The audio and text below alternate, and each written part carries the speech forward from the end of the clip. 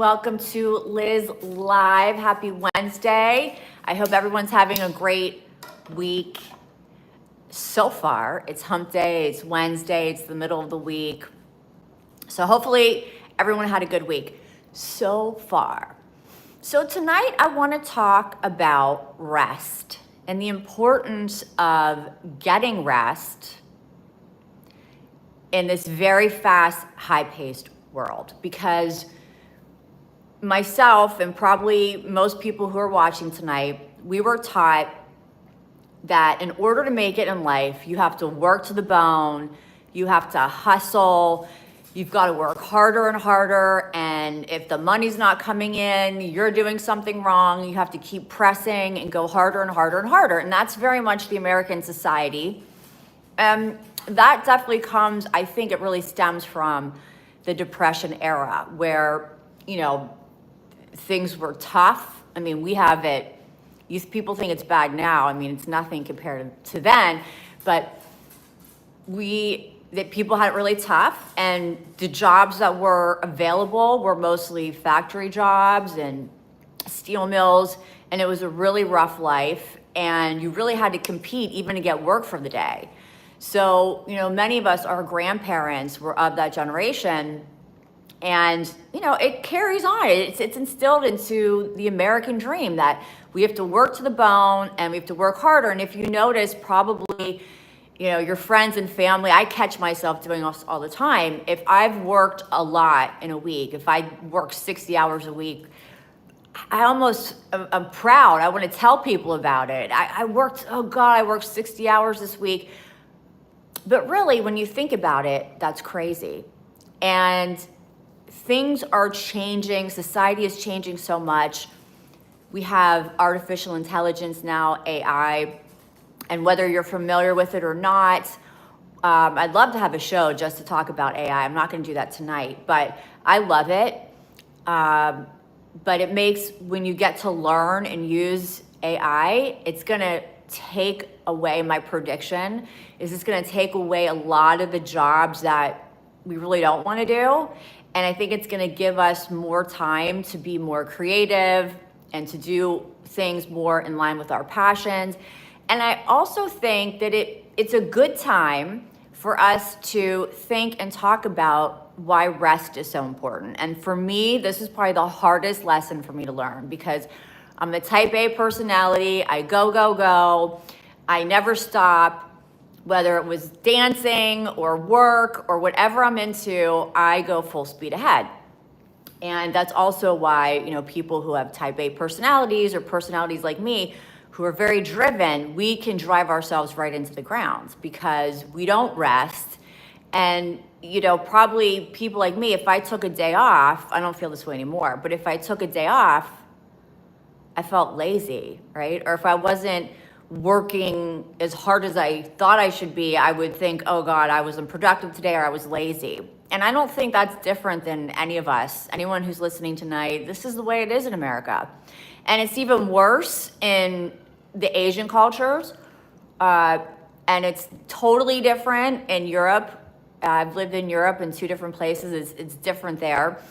So I can't speak so much for the rest of the world, but America is a lot of hardworking people, and it's kind of we're built on a foundation of hard work. So what I see happening with many of my clients and myself is that we work so much that we work ourselves into the ground. And when I really step back and think about the amount of work I put out into the world and the amount that I give of myself to other people, I realize that somewhere deep underneath there is a need for all of us to prove ourselves. And I don't say that with negativity or with judgment. I don't mean it in a bad way, but there's this kind of an obligation that we all feel, having been raised in this society and conditioned by the society, to live up to society's expectations of you. And usually the societal expectations of you go right in line with family's expectations, school, so on and so forth.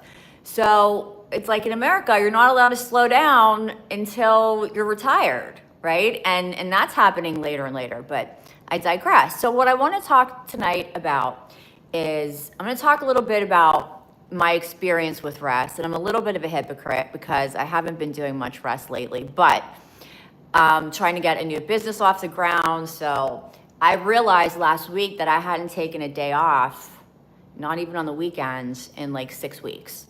So I took a Monday off because, I realized what I was doing.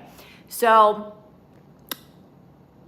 why is rest important? First, I wanted to talk, I did some research on some different animals and what they do in nature. It's very interesting about their rest patterns and why they do them. It's one of the most really wild ones was dolphins. Wait till you hear this.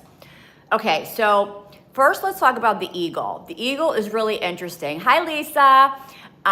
The eagle is really interesting because the eagle supposedly doesn't even flap its wings when it's flying. It lets the wind actually, hi gorilla, it lets the wind actually carry them. So let's just think about that for a minute. So when I'm pounding out my days at work and clients and doing my new business stuff and I'm driving myself crazy, think about the eagle doesn't flap its wings. It figures out how to let the wind carry it. I think that's so beautiful. And so it's almost like the flow. When you hear people like get into the flow, or I'm in the flow, or I'm flowing with things. I have had periods in my life where I've been able to do that, and they are miraculous. And I find that when I'm in the flow, almost doing less, I get more out of my life. And I'm going to get into that more in a little bit. So not only does the eagle not flap its wings and just is carried by the winds. And if you think about when we see an eagle, isn't it always just kind of soaring? It's amazing. So about halfway through their life, eagles will go hide out. They usually go to a high mountaintop. They find a place for themselves. They hide. They shed all their feathers. They break their own beaks and their own talons. And they just rest until they grow a new beak, new talons, and new feathers, and then they get off and they fly again. And I think it's an incredible metaphor for us to follow and really think about that. Even in the United States, taking vacation, what do you get a year for vacation if you're working for a corporation? Or you get a couple weeks and you have to beg for a day off. That's how I always felt when I worked for other people. I've been working for myself and people for over a decade, and people might think, oh, that's so easy. It's almost harder because there's no guaranteed money coming in. So you have to hustle. That's where I got this. You have to always hustle for new business, new clients. But that really doesn't necessarily work.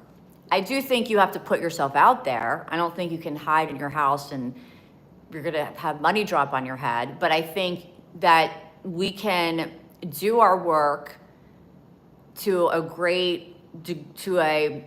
high degree of which we're satisfied with, but we have to have a boundary for when we stop and just take a rest and recuperate, like the eagle, right? Like if someone just took off a month or 2 months in America, we'd be like, oh my God, that must be nice, but in Europe, for instance, I lived in Italy and I lived in Sweden, and they're fairly similar in that in Sweden, they get so much time off.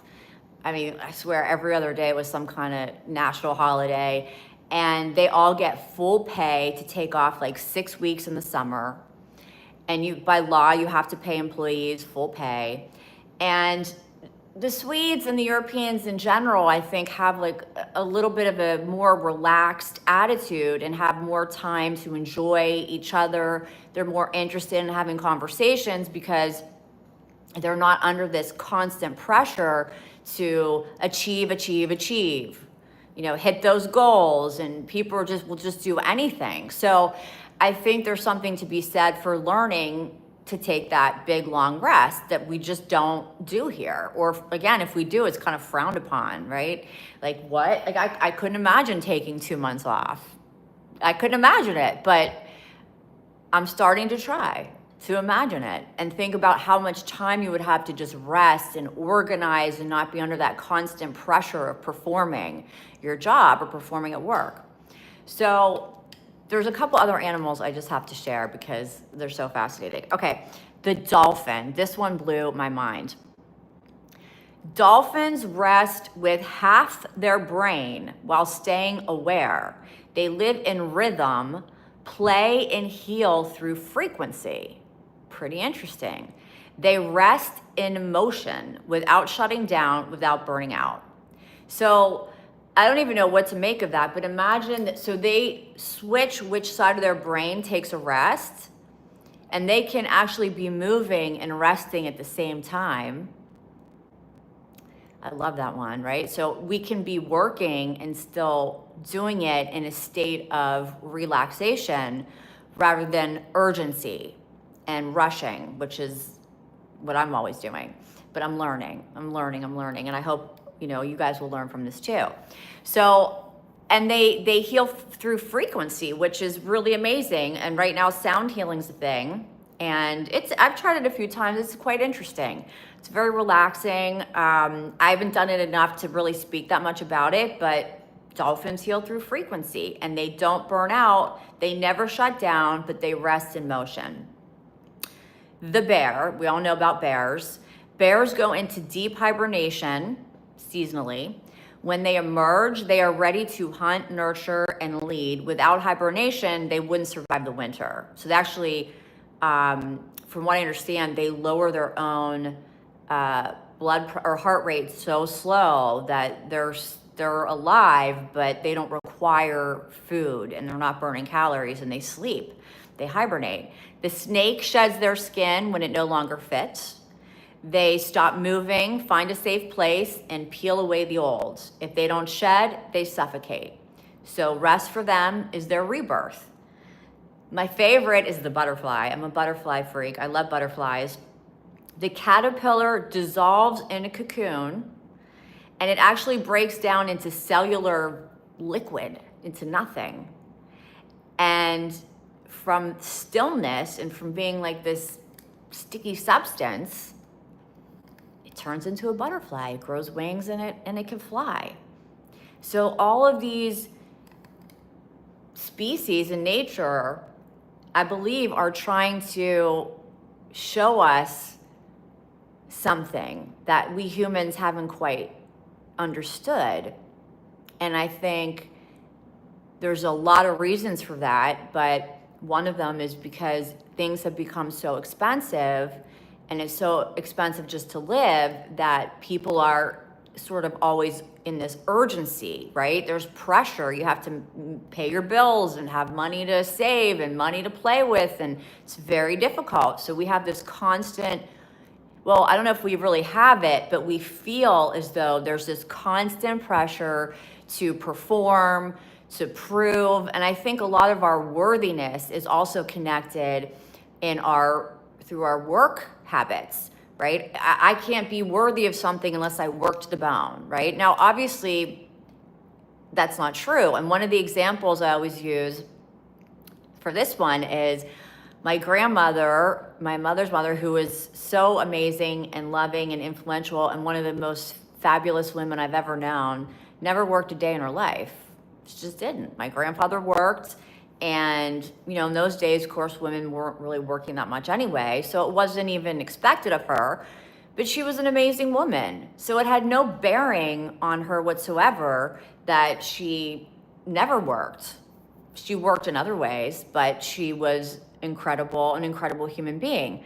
So we have to take a step back and look at some of the things we think and we say when we say, like, who deserves what, because just like nature, perhaps we could get more out of our lives if we lived more in a nice flow rather than this constant hustle. I think there's one more. Oh, this one's good. Lions spend up to 20 hours a day sleeping and resting. They conserve their energy, only move when it matters, when they need to hunt, and strike with precision.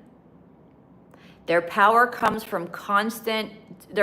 not come from constant motion, but from knowing when to be still. So I would equate that in our society is, do you want to work harder or do you want to work smarter?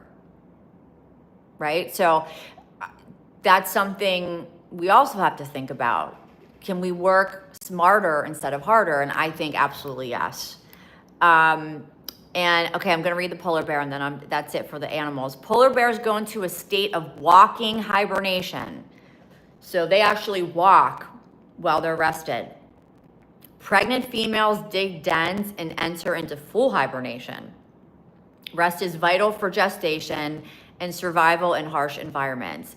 They emerge renewed, ready to nurture and thrive. And the polar bear, the lion, and the butterfly, those are my three favorite animals. So I had to include those. But isn't that interesting? So let's flip this onto what lessons we can learn from that and why resting is important. There's a unfortunate connection that we make, in my opinion, about worthiness and what we deserve via what we produce and how much we work, how exhausted we become.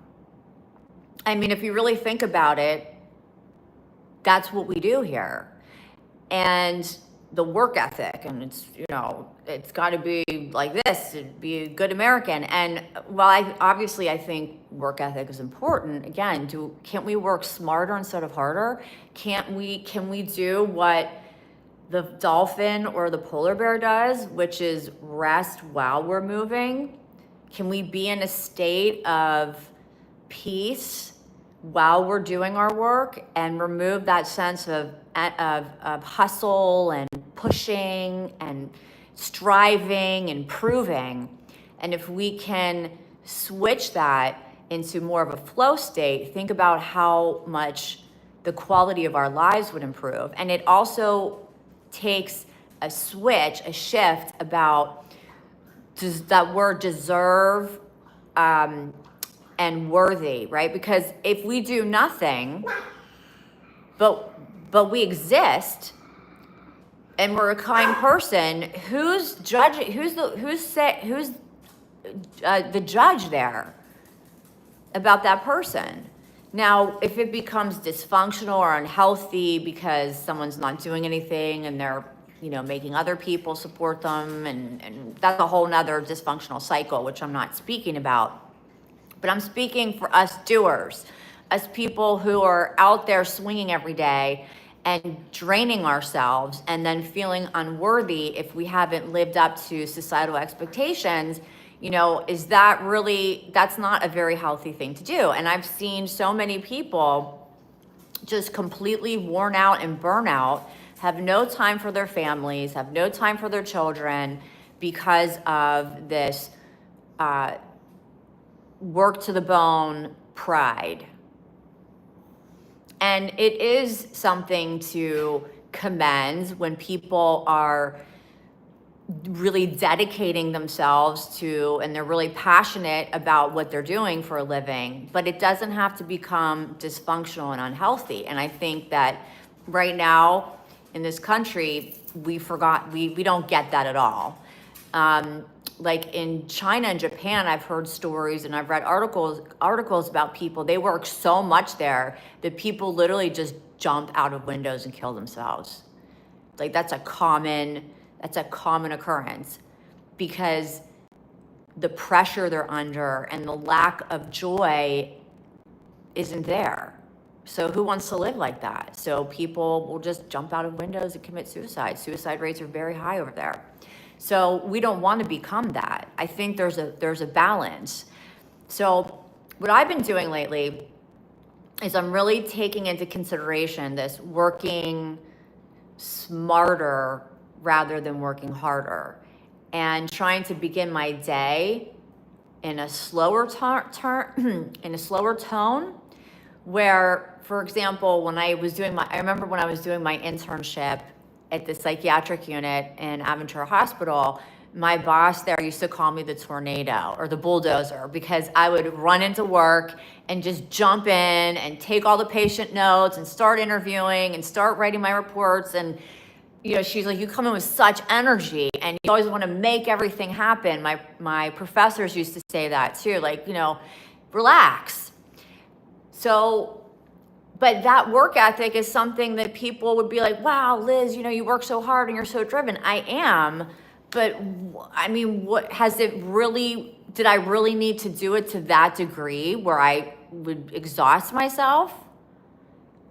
Probably not. I just made it harder on myself because I didn't understand that I could still be successful and I could still achieve things even if I were in more of a flow state and more of a working out of a state, I guess, of alignment, being in alignment with your work. And this is what I'm going to do. And I have boundaries. I'm going to work until these times and then I'm not, or I'm not going to answer my phone after 8 or 9 o'clock, or I don't have to get back to text messages in one day, which the cell phone has made another, oh my gosh, we can never get away from work. And we spend so much of our lives doing work. It's like, for what at the end of the day? To get more money and more money to do what? So you can die with a lot of money, right? I mean, you have to really think about, and maybe that's important to some people, but when you think about your own quality of life and your own mental health, it really doesn't make much sense. So when we can start approaching things from a state of, okay, I can be in motion, but I can still rest. I can be working, but mentally I can be relaxed. That's like a whole new idea, if you really think about it. And I think that these animals and these species in nature have a lot to show us, and that there is no shame in resting. In fact, I think once in a while, I like to take a day and just lay around in my pajamas and watch TV and drink coffee and do nothing. I think that's a very luxurious way to spend a day. I don't think it's at all lazy or anything like that. And if somebody chooses that they only want to work 3 days a week and they can do it, well, good for them, right? We shouldn't be judging them. We shouldn't be deciding. We as people are not the deciders and the judges of who's worthy and who isn't because of how they work or how often they work. And that includes judging ourselves, because we're usually the hardest on ourselves. And if we're being hard on other people, that's coming from our own insecurities and our own resentments about what we're doing, because we're not living that way.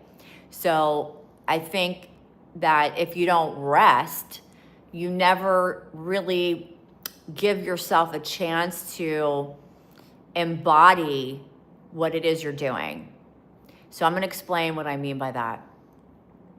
So it's one thing to think something intellectually or understand an intellectual concept. So if I say the word flow, from a flow state, in your mind, you could probably say, okay, I guess I understand what she means, like going a little bit slower and not overreacting to things and just dealing with things as they come. And that's an intellectual idea. It's a thought that, okay, that must be what flow means. But to really feel and experience a flow state is something different. And if you really have experienced it, then that becomes an embodiment. You are actually embodying this state of flow, which is very different than understanding it in your mind. And it's very counterintuitive to society. So it takes a little bit of courage and it takes a little bit of practice to try to do this. So I've given my clients this assignment before, and I didn't make this up. I think I got it from a Deepak Chopra book, to be honest, but 25 years ago. But imagine if you took one day, just experiment for one day, and don't judge or react to anything, and see what happens, just for a day. And just the thought of that even makes me feel softer, right? Not as urgent, not as worried about getting everything done. Because if you don't get something done, you'll do it the next day, right? I know people who their entire life revolves around whether or not they got everything done on their list. And if they don't, they can't sleep and they stay up worrying about it. And this is terrible for mental health. And I think that's why our suicide rates are up, our addiction numbers are up, because people can't take it anymore. They can't. Between cell phones, having no separation between work and home, people are losing it. Anxiety's through the roof. Anxiety disorders are through the roof. Everyone is on antidepressants. And I don't think it needs to be like that. But I think if we want our mental health to be different, we have to really stop and think about what I'm saying and just try for one day not to do it. Not to judge yourself, not to judge anyone else, and not to react. Try it. It's interesting what happens. And I think to be in that flow state is also another word that comes to mind is allow, being in a state of allowing things to come to you rather than chasing everything. So an example of that might be, I was always such a high runner. I mean, I was always running, doing more. So this was a big lesson for me. And I'm still in the process of learning. So I think it's like, if you throw a bunch of stuff against the wall to see if something sticks, right? You know that saying, like, I'm just gonna throw a bunch of things against the wall and see if it sticks. Well, if you're constantly doing and throwing this against the wall to see if that idea works, or try this idea and see if that works, or did I get everything done on my list, and you're constantly moving in this state of urgency, then you're not really even giving yourself a chance to allow what you're doing to actually happen, to actually take place. Because you're blocking yourself from that, because you never stop. You just keep doing. So imagine if you had imagine you were a metallic ball, okay? And coming out of that metallic ball were constant sparks from somebody like me, like a doer, a high level doer. Well, you wouldn't even be able to get near me. I'd be on fire, basically, energetically speaking, right? And when you're on fire, you kind of burn everything in your path, and there's no state of rest. So conversely, if you imagine that ball, was sparking for a few hours and then quieted down, then you could pick up the ball and you could hold it, because that's more of a balanced flow state, a state of allowing. And I think when we work really hard on things, we need to not only rest for our own health and our physical health, our mental health, take time to take care of ourselves and eat right and connect with friends and enjoy socially, enjoy life. But we have to give our energy time to land. And I think we can do that by sort of, I don't say mitigating, but by getting into a rhythm of doing and then resting, and doing and resting.